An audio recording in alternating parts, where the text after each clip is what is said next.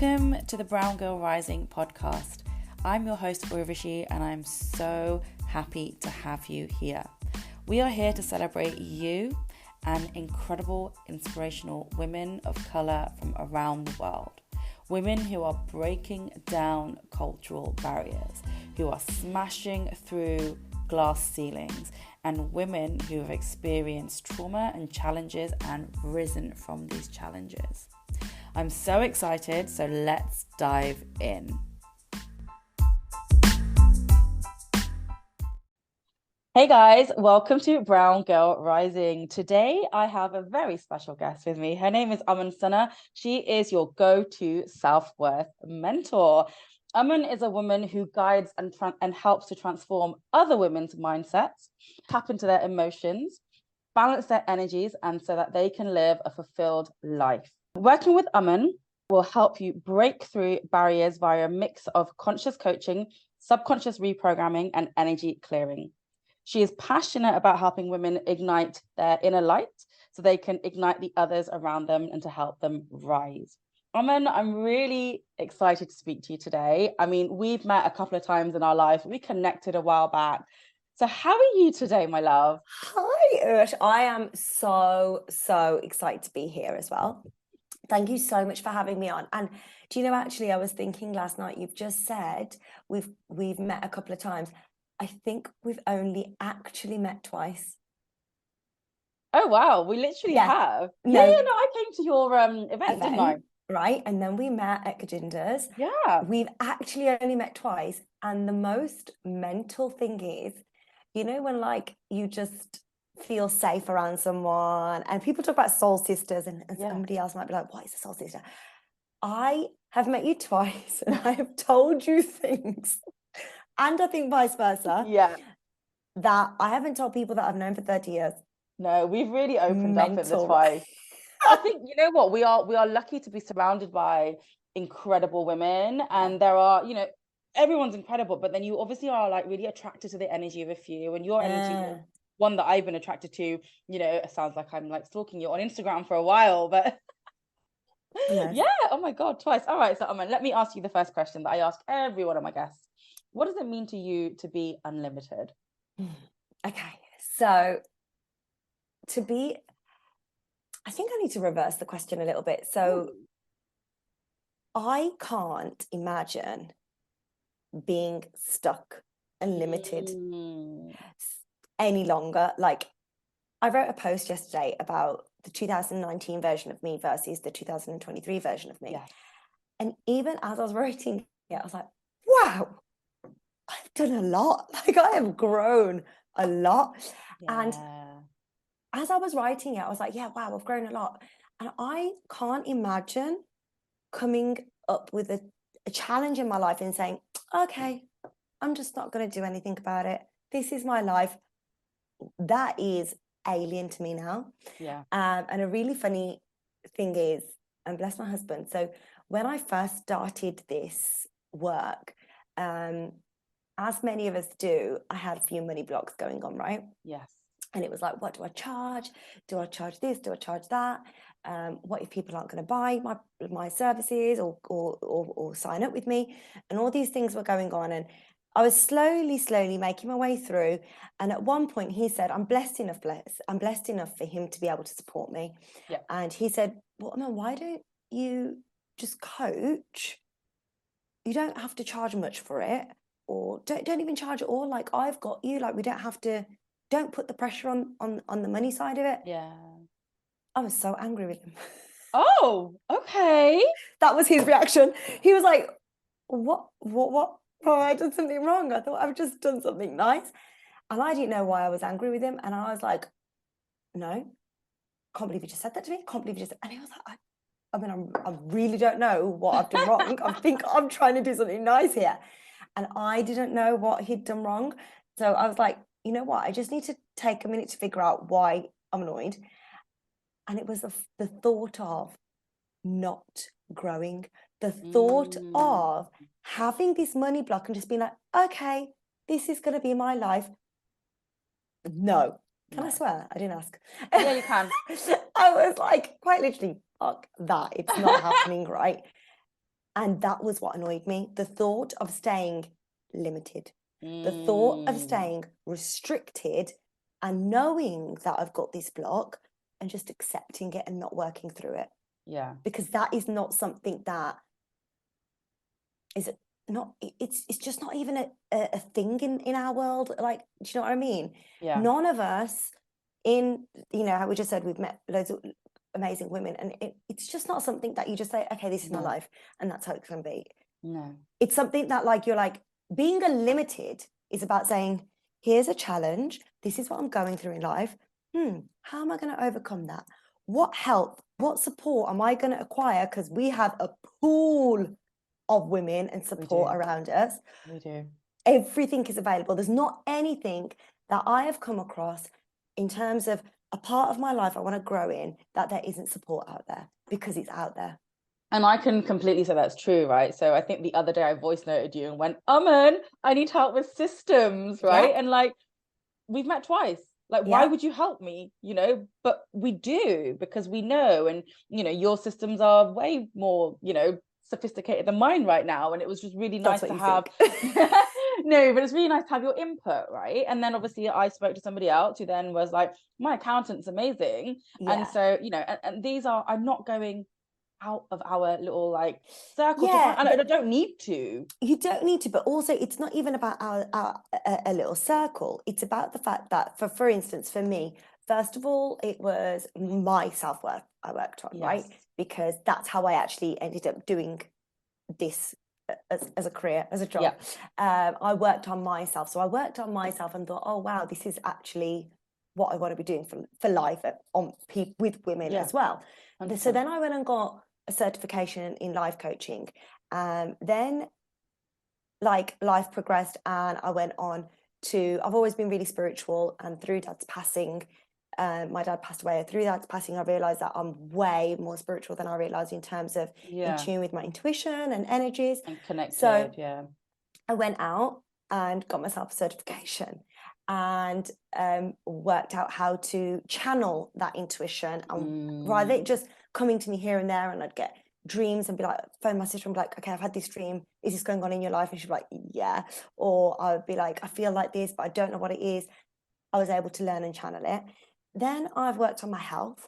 Then there's people around me that help me with, I have been working with our friend Jindal for 7 months on my energy healing, because yes, I'm a coach, but coaches need coaches, right? Yes, we do. There's constant people that I'm looking at and pulling from. Mina had a huge impact on me a couple of weeks ago, and I don't think she even knows it. I haven't even reached out to her yet. Like, there's our conversation started from there, right? So Mina's got a lot to answer for. I have a lot to thank her for. We'll get into that. So there's so many different aspects of growth, and being unlimited is just all about the growth.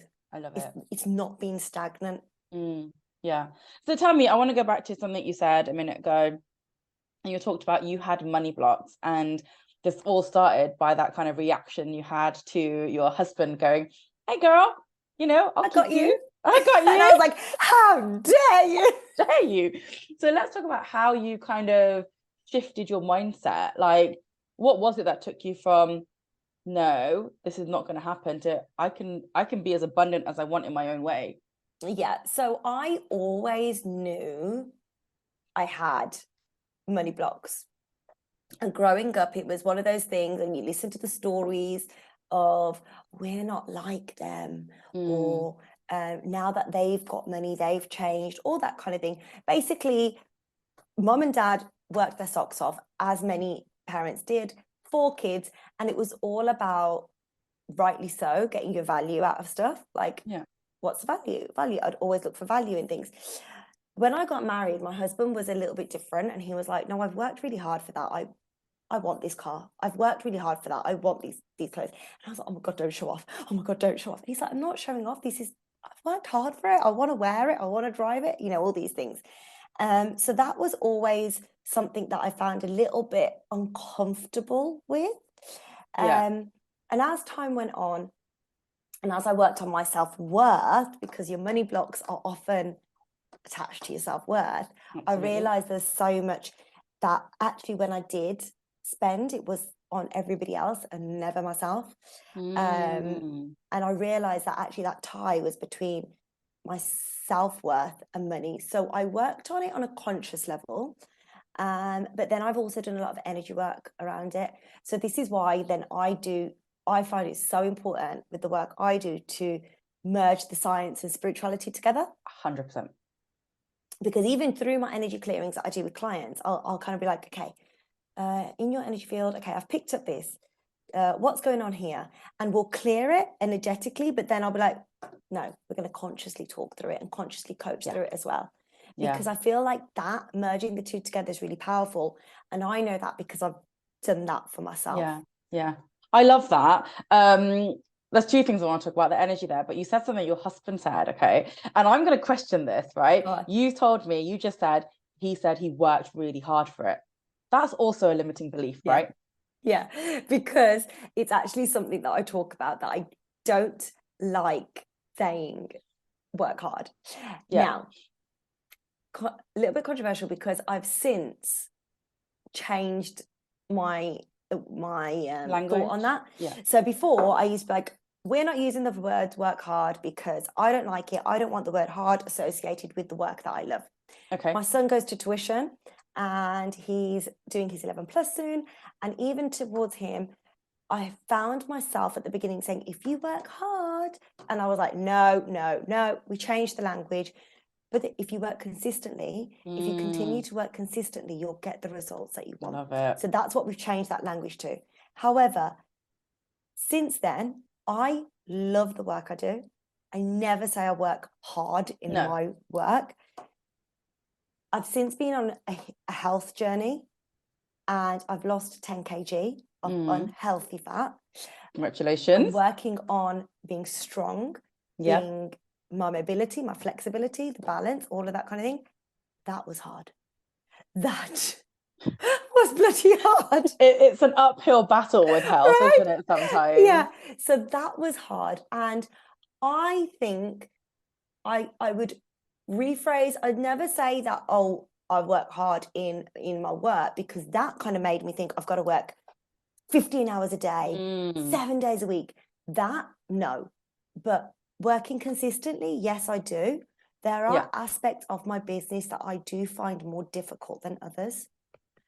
But that's the aspects that I then get support for. That's why I've got a social media manager. 100%. Yeah. That's why I've got like a tech guy that does the simplest of things for me, but I'm like, Annie, please help me. And I love you that. know, these are the difficult things. So they're kind of, if you want to say hard, but I do try not to use the word hard. I don't like it. Yeah, a couple of words I try not to use: hard and hope. Like, you know, if you're hoping for something, you're kind of like, it's like wishful thinking, right? You don't. I say my intention is. Yeah, exactly. And I think these are words that, you know, people out there need to kind of look at what they're saying, and rather than saying I'm abundant, that's like a full stop. You got to say I have abundance, because it keeps coming to me, or I keep attracting abundance, right? Not, you know. And so it's just about the language you use, because actually everything we do is energy. So going back to energy, there's so much science behind energy and vibrational states, right? Like, I'm sure you know about it all. Like, there's this Hawkins scale of vibration, and, you know, it starts at this like apathy and stuff like that. So how do you bridge your gap between when you're feeling like, say, energetically low, or you're feeling something about money? How do you bridge the gap to then get yourself to that state of like acceptance, or even higher than that, like joy and happiness? What are your tools that you use to bridge that gap? So I think the most important thing is, it's not something that's going to happen like that. No. The way I work, and I don't know if any other people work like this, it takes me a while. I will notice habits of mine. When there's something going on with me, I'll notice, I'm like, I am filling my time. Okay, for instance, about a month ago, I was filling my time with a lot of stuff, and like, should we do this, should we do that, should we do this, should we do that, should we do that? And it came to one of the bank holidays and nobody was free to do something, and I ended up by myself. Did you freak out? Sat and cried. Oh, babe. And I was very aware that I was filling my time with people and things to do because I was avoiding sitting with myself. So I sat with myself, I journaled, and whatever came up for me on my journal, like, right, okay, this is what's going on with me. Then I energetically clear myself, just how I would my clients, and clear and cleanse myself. And then I will turn to how to take my emotion level up, right? So what are you saying, from like whatever it is, annoyance, frustration, or whatever, to go up. So one thing I love to do is music. Music is, I am by no means, I don't know any words to songs. I don't know any song names or who's sung what. I'm like, I'm the person that's like, you know, that one, and hum, and people are like, which fucking song are you on? But I love music, and I will sit in my car and I will sing to my heart's content. I will sing if I'm sad. I will sing if I'm happy. I will dance around the house. All these things are my way of getting my emotion to a higher level. Walking is a way that I ground myself. If I need time to think, I need time to understand my feelings, I walk. But the most important thing is acknowledge, understand, release. I love that. I love that. That's what I live by. I love that. Acknowledge, understand, release. I'm going to write that down and I'm going to keep that in mind. So emotional regulation is important, right? So we, like, you know, I was talking to you just before we started recording that, you know, the last couple of days for me have been really heavy. And, you know, Monday, Tuesday was really heavy. And Wednesday I freaked out. And then Thursday, Friday, I've been absolutely fine. And so I had my release. And my release was actually crying on Wednesday. I needed just to cry. I love a good cry. I love what a cry. Is it? Oh my God. Not like a wail or anything, but just getting it out of my system. And music for me is definitely a good tool to kind of help me get from a lower state to a higher state on the vibrational scale. So I absolutely love that. But can I just say, there's some, sorry to interrupt, there's I use, because I follow Sikhi, so I use some shabds to actually make me cry. There's some like bars and shabds on YouTube that or Spotify or whatever, to listen to. If I know that I need a cry and it's not coming out, I will sit and meditate to these specific shabds to help me. Wow. To bring Whereas out I'll just put the Whitney Houston movie on and cry. I mean, have you seen it? I want to dance with somebody. Oh my God, please watch it. I watched it on the plane. Honestly, they must have thought I was a crazy woman on that flight over to Austin. I was literally like bawling. And the air hostess, he came, what do they call them nowadays? I don't even know. Like the stewardess came over and he goes, Usher, you all right? And I was just like, I'm watching Whitney Houston. And he was like, okay, wait till the end then. I was like, I sit and do a lot of this in my car. I know it's a really random place. Okay, so it's not a random place. No, it's I just feel safe in my car, but I park up at the park, so I probably have people going past me. Is she okay? Yeah, 100%. I don't park up. I drive and cry. Oh my God, park up. Park up and sob. You know what? I have to say that driving might be a very big emotional regulator for me as well. Like, I don't know what it is about being in control of something else, because if I can't control my emotions, I can control my car, right? And I've been a driver since 17. Like, I love it. So I think I talk about my car quite a lot on Instagram as well, because it's like what it is, my love. Like, it doesn't matter what I'm driving, but if I can, I think, you know what it is? When I used to have arguments when I was younger with my parents, the only place I was safe was in my car. And I think that continued on this journey of life. Isn't that interesting? Oh, that is interesting. It became my safe space. Wow. Anyway, so Aman, what did you do before becoming a life coach? It's quite colourful, isn't it? So I was, let me think, where was I? What was I doing? No, it's been that long. Don't remember. First of all, I know, I'm like, first of all, I used to work in events. Okay. I was a wedding coordinator, an event coordinator, and then I went to work for a hotel, and did English weddings. I hated it. Oh. Not so colourful. I did. No, at the hotel, it was, do you know what it was? It was all about the sales. And and this is what added to the money block stuff.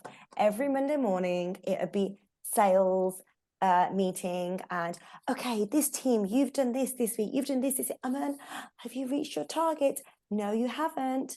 And I was trying to sit in a sales energy where it's not me at all. I think my soul was like, get the fuck out of here. What are you doing? But I was like, no, I've got to prove myself. I've got to prove myself. It was awful. It was horrible.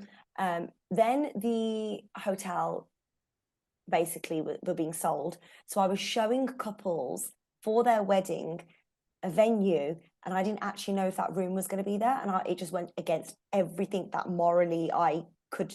Yeah. I was there for 11 months and I was like, I need to leave. Yeah. Okay. Yeah. After that, I went into beauty therapy. Yeah, I knew there was beauty therapy somewhere in there. You're like, this is not what you've told me about. I remember.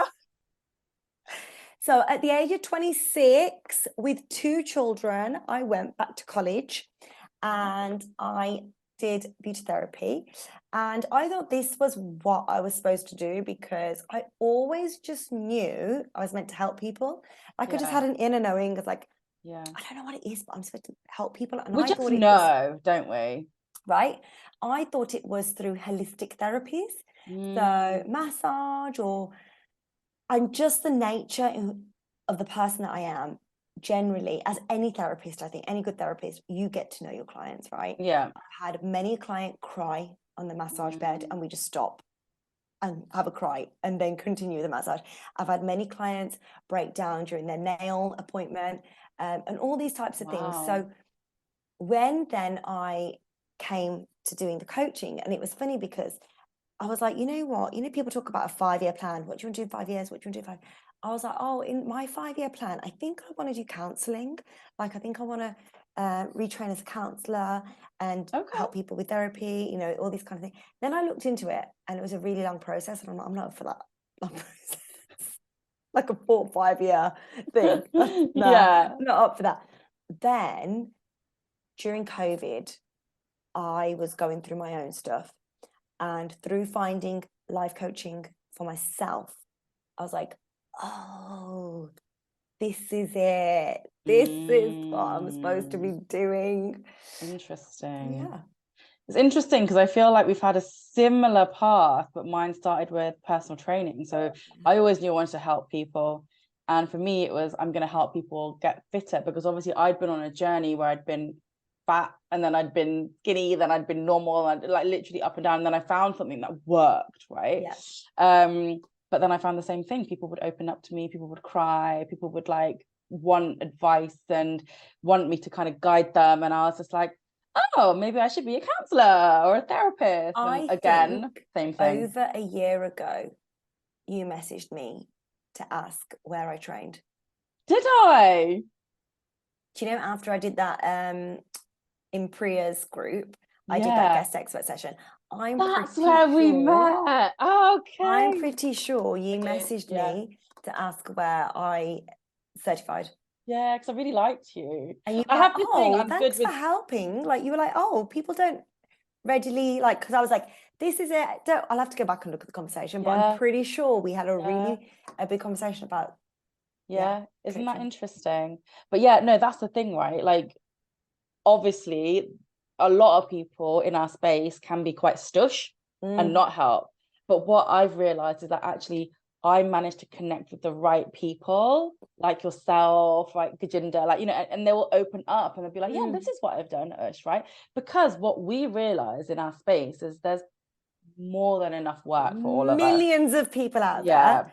The more of us that can help, the better. Because there might be 10 people in front of us, 2 resonate with me, 2 resonate with you, 2 resonate with somebody else. Not all 10 people are going to be for you. No, exactly. Okay, so let me talk about cultural barriers now, because obviously we are the Brown Girl Rising. So have you had to face, so along your journey from like events manager to, you know, beauty therapist to life coach, energetic healer, like what kind of barriers have you faced both societally and culturally? So this question is actually really interesting because I feel that I've been quite lucky along the way. Okay. But while saying that, although the barriers haven't been very in my face, they have still been there. So I'm one of 3 girls. Same.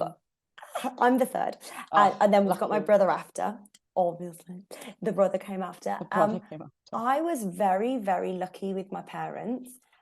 My dad, mum, never, obviously there were stories, oh my God, we were worried, 3 girls were, they never, ever, ever, ever treated us like that. The amount of stories that I hear from clients now, I'm like, whoa, I was like treated like a queen compared to that.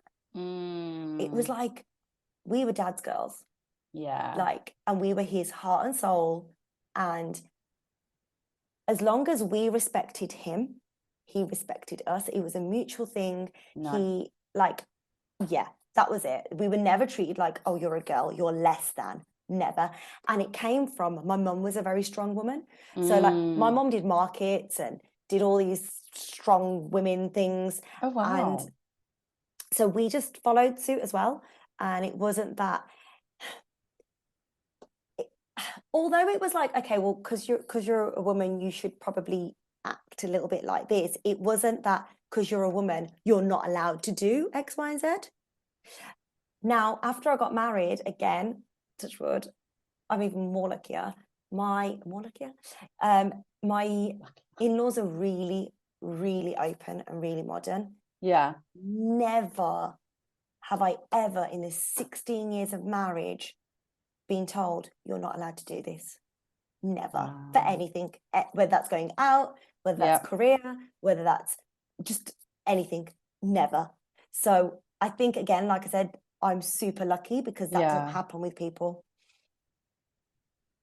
Cultural barriers has come, I think, to myself, when it's come to the energy side of stuff. Yeah. Societal a little bit, okay. And I wouldn't call it barriers, I call it understanding. So again, when I started doing this work, my dad was like, I don't understand, what did you do? What is it that you do? And I sat and explained it to him, and I was like, this is what I do. Da, da, da, da. And he listened and he was like, yeah, I don't get it. Yeah, like, no. He goes, I don't believe in it. I was like, what do you mean you don't believe in it, Dad? He was like, people have just got too much time on their hands. And I was like, no, Dad, these are actual things, like, you know. And I've had certain comments from wider family, maybe cousins, etc. Like, oh, what do you do, life coach? Oh, do you do all these? You're going to get into my head. Sorry, that's your own insecurity. Keep it there. Thank you very much. Right. And another comment that I had, which actually stung me a little bit. I met extended family member and they go, oh, how's your talking thing? I just looked at him. Your talking thing? I went, my career, it's really good, thank you. You know, it's that belittling, like, oh, what is it? What is it that you're doing? Are you a life coach? What is a life coach? It's not my problem. You don't understand the work I do. Yeah. So don't belittle it. Thank you very much. Yeah. Can I ask how old that person was? Not much older than us. Oh, okay. I'd say 40. I'm 36. Okay, yeah, I'm older than that. So I think that was more about them and their insecurity and a little bit. I wanted to be like, do you need some help? I charge this much. Here's my talking thing. So actually, you said something really interesting there, and it's something that I've been wanting to talk about for a while. It's kind of a generational gap thing, right? So your dad going, I don't believe in it. Now, I believe, and I'm sure you do as well, that everyone on this planet has a purpose. Whether they reach that purpose or not, is they get completely engulfed by this 3D matrix, and they don't realize, or they don't come home to themselves and realize that they are more than just a human body. And my theory is, you know, our parents' generation, the generations before our parents were probably very spiritual people. Then we got colonized by the British, and we had you know, our parents were like, oh, they were like, we'll come to England, grandparents, whatever. And they had to start living this life where it was just about getting shit done, living, surviving. And that's why he said, I don't believe in it because you guys have got too much time on your hands, which is why you got time to think and time to worry and time to have these emotions. Yeah. It was his thing. He was like, we used to go to work, come home, go to sleep, go to work again. Make sure we had enough food on the table. Right. Now, but I believe that they chose that, right? They chose that generation to be born in so that they could lay the foundations for us. Wow. And we've chosen this so we could then grow. Our soul has chosen this. Exactly. Yeah, okay. And then we've chosen this generation so that our children can now grow upon that, right? So I love that. It's our family little tree. Like that. So they chose so that we could grow. Their soul, oh my gosh, you've just blown my mind. Yeah, I love that. That their soul chose that. They knew what was going to happen to these humans. They knew what was going to happen to these vessels, and their soul chose that so they could. Yeah, because possibly our soul wouldn't be able to go through that. Their souls could. Yeah. Wow. Yeah. And if they hadn't have done that for us to give us like good lives, good foundations to set us up in that way, we wouldn't be able to sit here going, for sure. I want to connect with my spirit. I want to bring, you know, life coaching. We would be like probably working in a bank, right? And doing what they did. Yeah. Yeah. But just going back to the cultural barriers, it took me a very long time to come out with my energy work. And like, I've got coaching friends that are like, are you going to out yourself? Are you going to come out? Are you going to come out? And I was like, oh my God. For a few different reasons. I think in the Indian culture, when you do things like energy work, it's seen as, oh, is that bad? Oh my God. There's a lot of talk of like black magic and shit like that. Like, where do you think black magic came from? I don't know. I'm asking you. Bad wishes. I feel like even like negative energy, right? Yeah. So if somebody talks about, I don't know, like a curse or a hex or whatever, I think that's just a bad wish. Someone wishing bad on you in a negative way. I think it's the word like nuzzard, isn't it? Like someone like nuzzard. I think the word curse makes us feel like, oh my God. But I think it's just negative. I mean, I definitely think there's people out there who have potions and, you know, voodoo dolls and shit like that as well. For some reason, I don't like to think about that. I'm like, they're definitely out there. But so when it took me a long time to come out with this is the energy work I do. I'm very intuitive. I see people's chakras. I see people's energy fields. I can see what's going on in that and holding them back. And I'm slowly, even now, kind of talking about to the point of what I can see. The other reason being is because I wasn't sure, and maybe subconsciously a little bit scared, how it sat or where it sat with my religious beliefs. Right. So there was some sort of like religious conditioning in there as well, because I know that a lot of Sikh, like Guru Sikh people, baptized Amritdhari Sikhs, would say that it doesn't sit with Sikhi. Yeah. I've taken my own belief on that my Waheguru wouldn't have given me these abilities if I wasn't supposed to use them. 100%. I'm not changing anybody's karma. I never say to anybody, oh my God, this is what I can see. You need to go and break up with your husband, or you need to go and tell your mother-in-law. That's not what it's about. And because I'm a coach, I'll say, this is what I see. How do you feel about that? What do you want to do about that? What is it? Yeah. And then based on what the client does, we do that with the energy. And I will always ask, are you okay for me to clear this? Because it's not on me. It's not my karma to clear something for somebody else. Yeah. It's up to them. And I'm just the facilitator. I'm just a channel. I am just a actual channel for the universe to come through. If you think about it like a TV, like I'm the radio station or the TV station for the universe or for God to channel through. Yeah. And I will always ask the client's permission before clearing anything.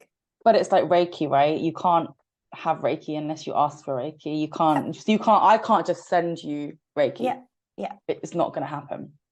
When you work with people energetically, you have to have their permission. You do. And their consent. Absolutely, 100%. I love that.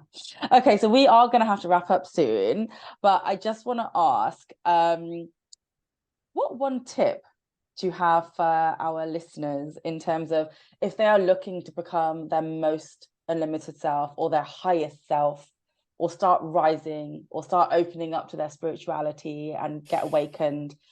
What one tip would you give them today that they can implement, right? Not go and do a diploma. No. Okay. What can they implement? It is the simplest of things. And the reason I'm laughing is because it's a conversation I've been having a lot lately. Okay. And I haven't actually brought to my work yet. So exclusive. Something that has helped me become my most unlimited self, even more so than before, is truth. You cannot become the best, most expansive version of yourself, connect with your higher self, and be fully aligned. I'm not saying you can't be aligned. Of course you can be aligned.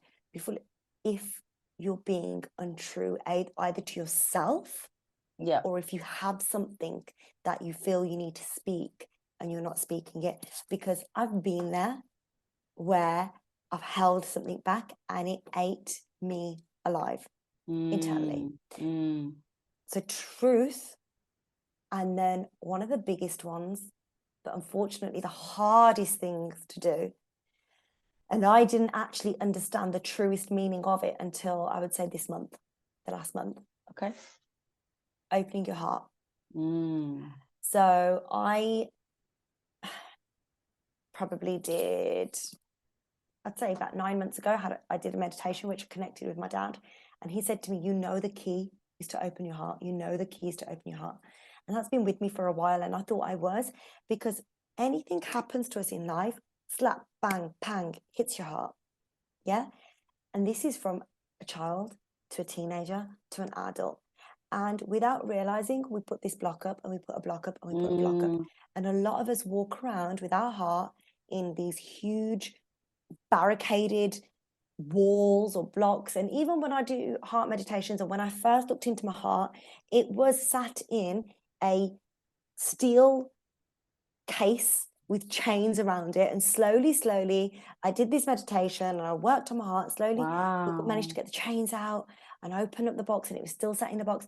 But I can guarantee you, once you lower those heart walls and allow hurt to pass through you and allow yourself to feel hurt, you're never going to feel your true expansion. And this last month, I have experienced stuff, had conversations where I've actually gone, just give me a minute. Yeah. I had to stop the conversation because I needed to just go inward and tell my heart, it's okay, relaxed, soften, allow it to pass through you. Because what would have happened, and what happens to a lot of us, is this conversation's happening and it's like, oh shit, boom, wall. I love that. And then take action from the open-hearted space. I've taken action from such a vulnerable place these last 4 weeks. And I was like, you know what? Actually, no, this is what I want. This is what I want to say. I've got to be vulnerable. You might come back with something completely different, but I've got to be true to myself.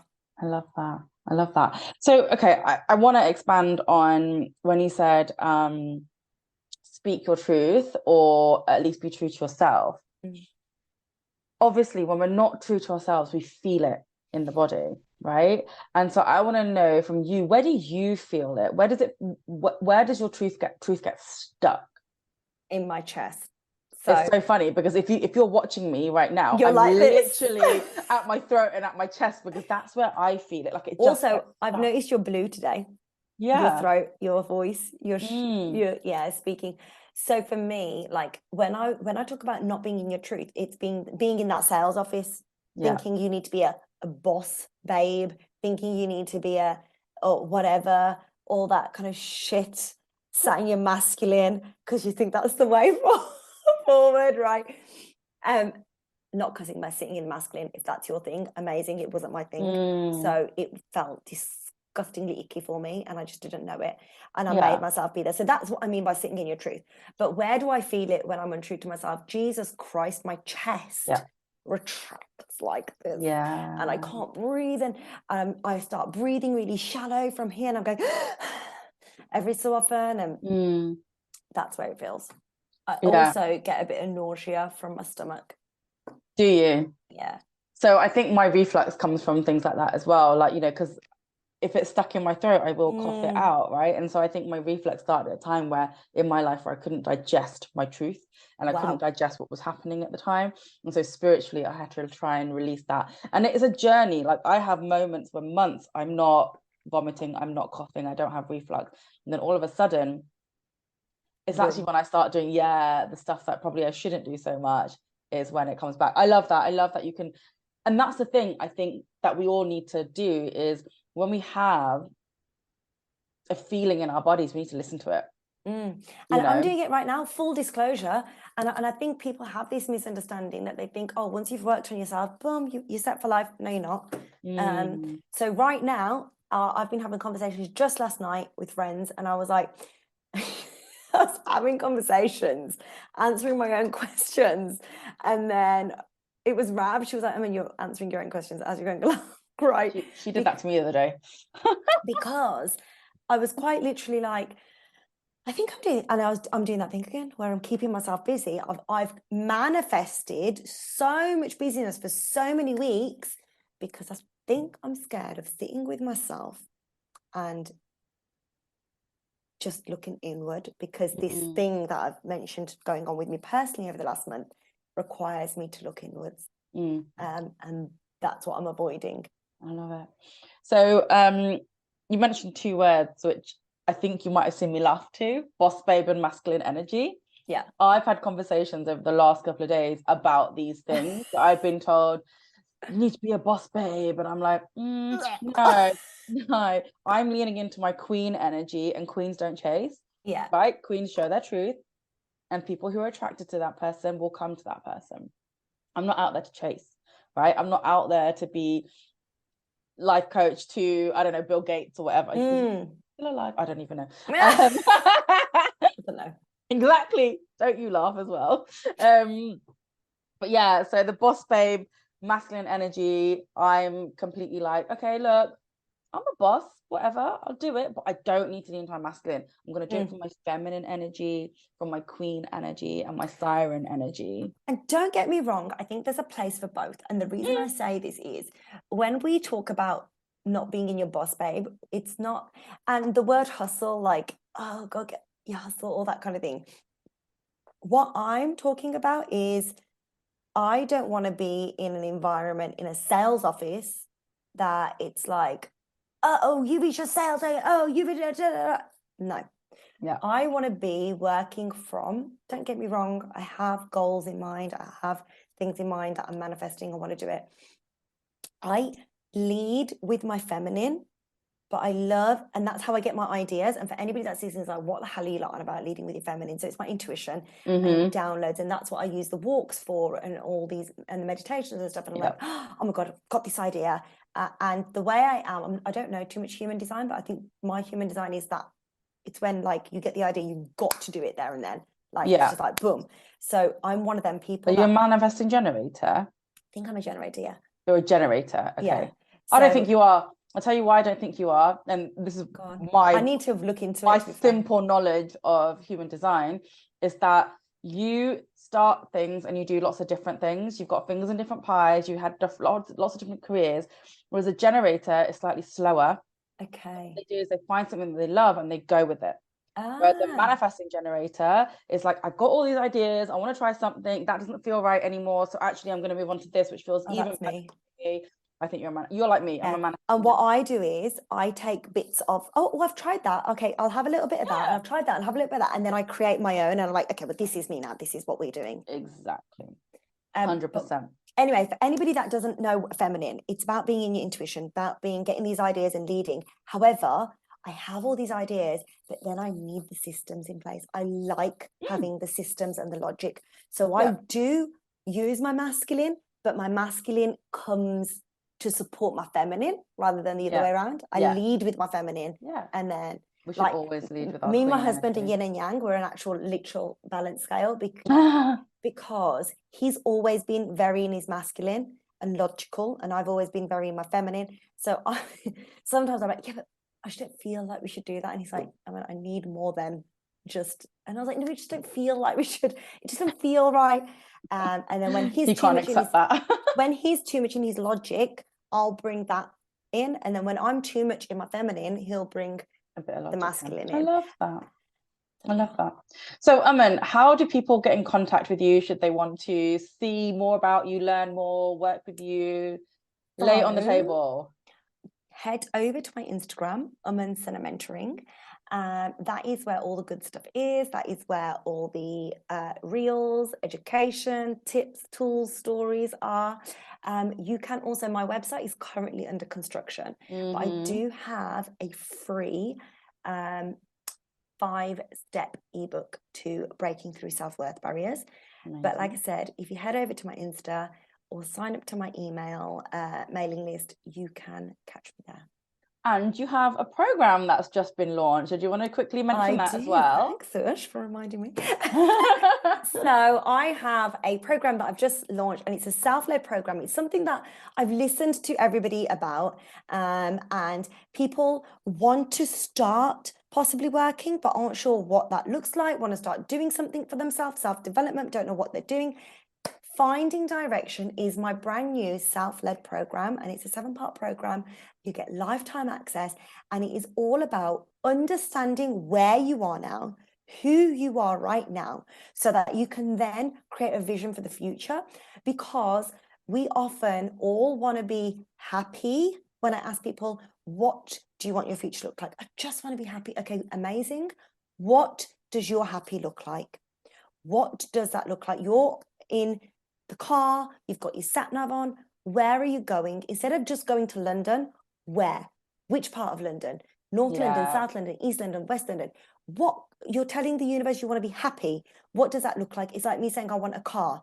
Do I want a red car, blue car, an estate, a 4x4, a hatchback, a 5-door, a manual, automatic? There's so much. So this course helps you find direction.